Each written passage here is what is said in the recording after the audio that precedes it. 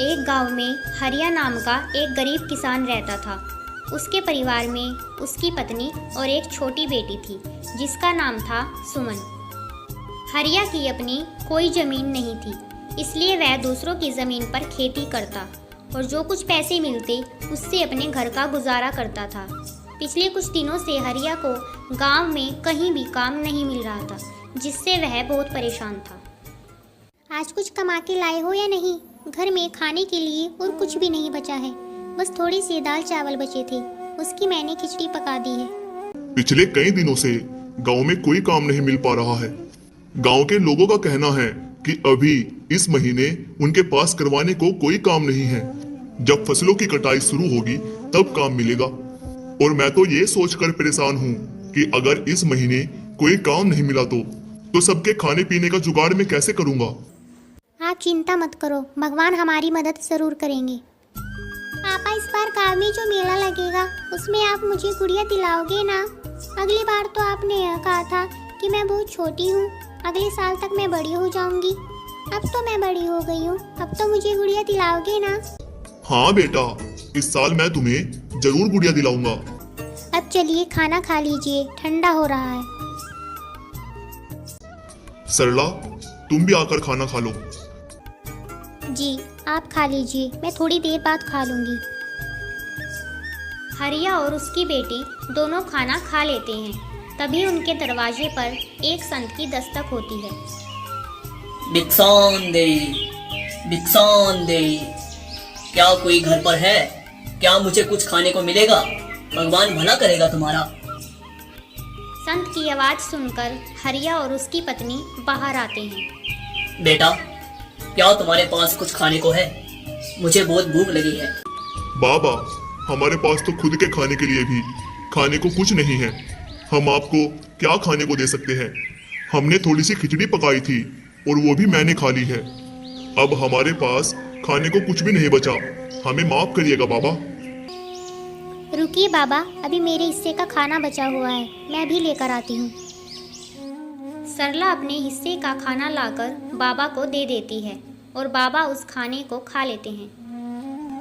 बेटा, तुमने मेरी भूख मिटाई है, मैं तुम्हारा बहुत आभारी हूँ। एक भूखे व्यक्ति को खाना खिलाना सच में पुण्य का काम होता है, और ये पुण्य तुमने आज कमा लिया है बेटी।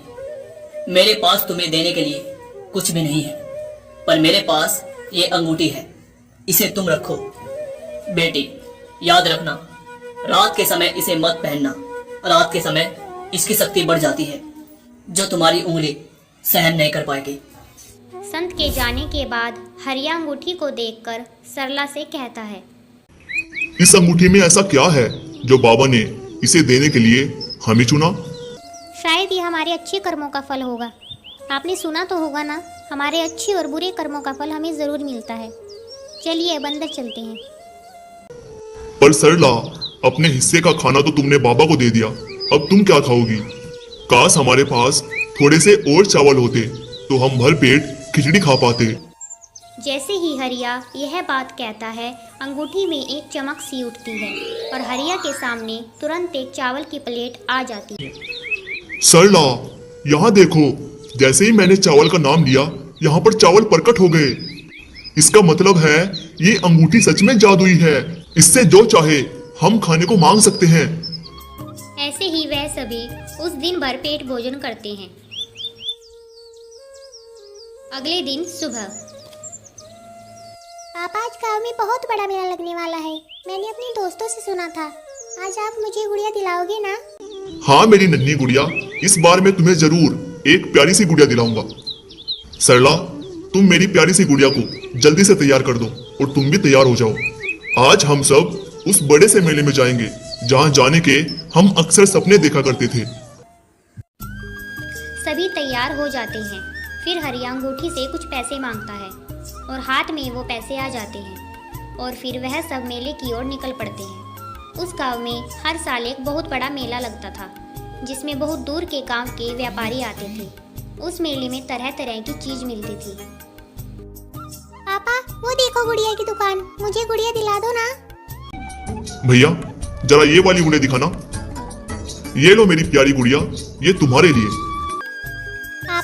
तो बहुत ही सुंदर गुड़िया है। भैया कितना दाम है इस गुड़िया का? भैया जी बस 50 रुपए। ये लो भैया, काट लो पैसे। हरिया ने उस मेले में से और भी काफी सारे सामान खरीदे। इस मेले में रामचंद्र के दो नौकर मोहन और प्यारे भी आए हुए थे। रामचंद्र गांव का सबसे अमीर सेठ था और मोहन और प्यारे उसके नौकर। जब मोहन और प्यारे ने हरिया को बहुत सारा सामान खरीदते हुए देखा तो वे दोनों आश्चर्य में हो जाते हैं। अरे मोहन, ये तो वही हरिया है ना जो अपनी गरीबी पर पूरे गांव में रोता फिरता है। ये देख कैसे महंगा महंगा सामान खरीद रहा है। आखिर इसके पास इतने सारे पैसे आए कहाँ से? अरे हाँ प्यारे, ये तो वही गरीब किसान हरिया है। अभी 2 दिन पहले ही तो ये हमारे सेठ से काम मांगने आया था और सेठ जी ने इसे काम देने से मना कर दिया था। चल भाई, इसी से पूछ के देखते हैं। और भाई हरिया, कैसी चल रही है खरीदारी? लगता है बहुत सारा सामान खरीदा है आज। नहीं भाई, वो तो बस थोड़ा बहुत घर का सामान है। अच्छा हरिया भाई, अभी 2 दिन पहले ही तो हमारे सेठ से काम मांगने आया था, लेकिन अब लगता है तुम्हें कहीं पर अच्छा काम मिल गया है। हाँ भाई, तुमने ठीक कहा, मुझे कहीं और काम मिल गया है, तो उसी की मदद से मैं बच्चों को मेला घुमाने के लिए ले आया। अच्छा हरिया भाई, तुम खरीदारी करो, हम चलते हैं। दोनों नौकर वहां से चले जाते हैं। हरिया का परिवार मेला घूमने के बाद वापस घर आ जाता है। आज उनके परिवार के चेहरे पर अलग ही चमक थी, सभी बहुत खुश थे। इस तरह हरिया के दिन हंसी खुशी गुजर रहे थे। हरिया ने अंगूठी की मदद से अपने घर के हालातों को सुधार लिया था और अंगूठी से कुछ पैसे मांगकर गांव में उसने एक कपड़े की दुकान खोली। दुकान खोलने के साथ ही हरिया की दुकान चल पड़ी। उसकी दुकान पर तरह तरह के कपड़े थे, एक से बढ़कर एक। यह सब हरिया ने उस अंगूठी की मदद से हासिल किए थे। नए नए डिजाइन के कपड़े होने की वजह से दुकान पर अक्सर ही लोगों की भीड़ रहा करती थी। अब यह बात धीरे धीरे गांव के अमीर सेठ रामचंद्र तक भी पहुंच जाती है। मोहन और प्यारे, ये मैं क्या सुन रहा हूँ? हमारे गांव में रहने वाले गरीब हरिया ने बहुत बड़ी कपड़े की दुकान खोल ली है। ये तो वही हरिया है ना जो कुछ दिन पहले मेरे पास काम के लिए आया था। तो फिर इसके पास अचानक से इतने सारे पैसे कहाँ से आए? मोहन, जरा पता तो कर, उस गरीब हरिया के पास आखिर इतने सारे पैसे आ कहाँ से रहे हैं? ऐसी कौन सी लॉटरी लगी है उसके हाथ में जो कुछ ही दिनों में वो इतना माला माल हो गया?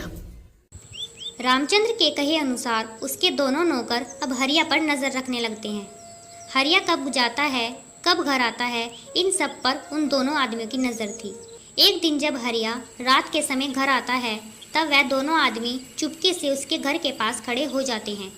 वह देखते हैं कि रामू अपने हाथ में से अंगूठी निकाल रहा है और अपनी पत्नी से कह रहा है, सरला, अभी मैं इस अंगूठी को निकाल देता हूँ, काफी रात हो गई है, मैं सुबह उठते ही फिर से पहन लूंगा।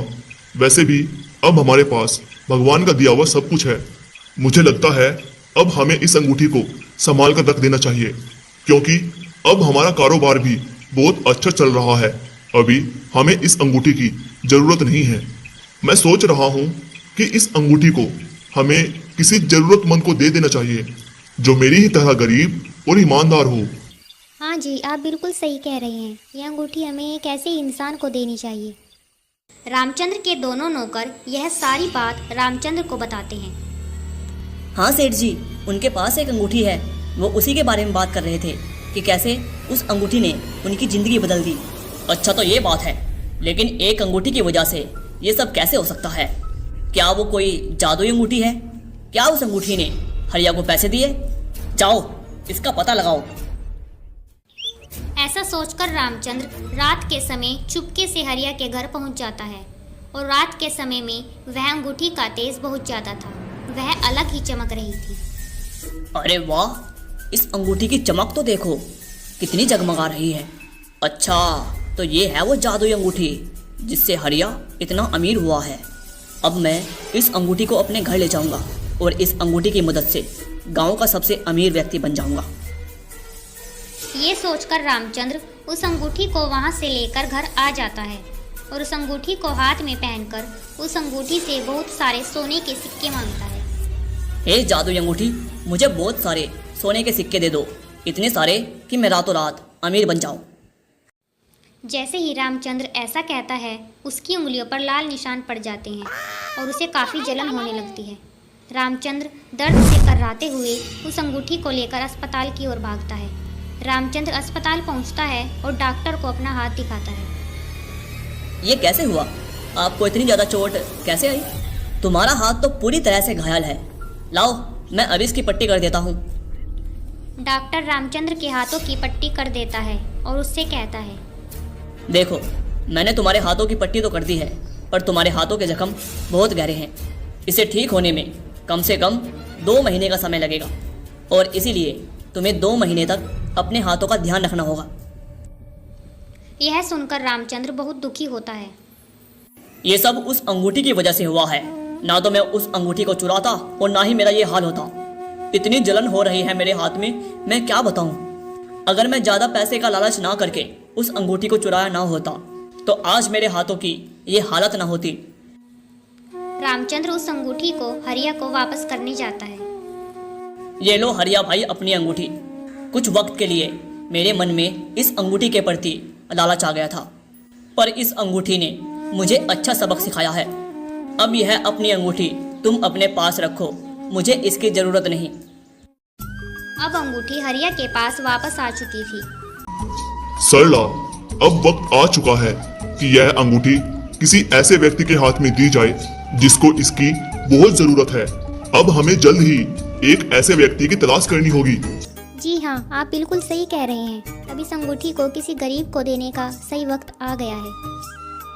वह लोग यह बातें कर ही रहे थे कि तभी उनके घर पर एक गरीब बूढ़ा व्यक्ति आता है। कोई तो कुछ खाने को दे दो, भगवान भला करेगा। सरला बूढ़े व्यक्ति के लिए खाना लाती है। बूढ़ा व्यक्ति खाना खाता है। खाना खाने के बाद हरिया उस बूढ़े व्यक्ति को वह जादुई अंगूठी दे देता है। उस जादुई अंगूठी की सारी शक्तियों के बारे में भी बता देता है।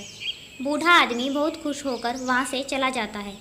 थोड़ी दूर जाकर वह बूढ़ा आदमी वापस अपने संत के रूप में आ जाता है। वह बूढ़ा आदमी और कोई नहीं बल्कि वही संत था जिसने हरिया को वह जादुई अंगूठी दी थी और वह अब अपनी अंगूठी वापस लेने आया था। हरिया का जीवन अब सुधर चुका था। हरिया ने उस अंगूठी की मदद से अपने जीवन को ही नहीं सुधारा बल्कि गांव के लोगों के जीवन को भी बेहतर बनाया।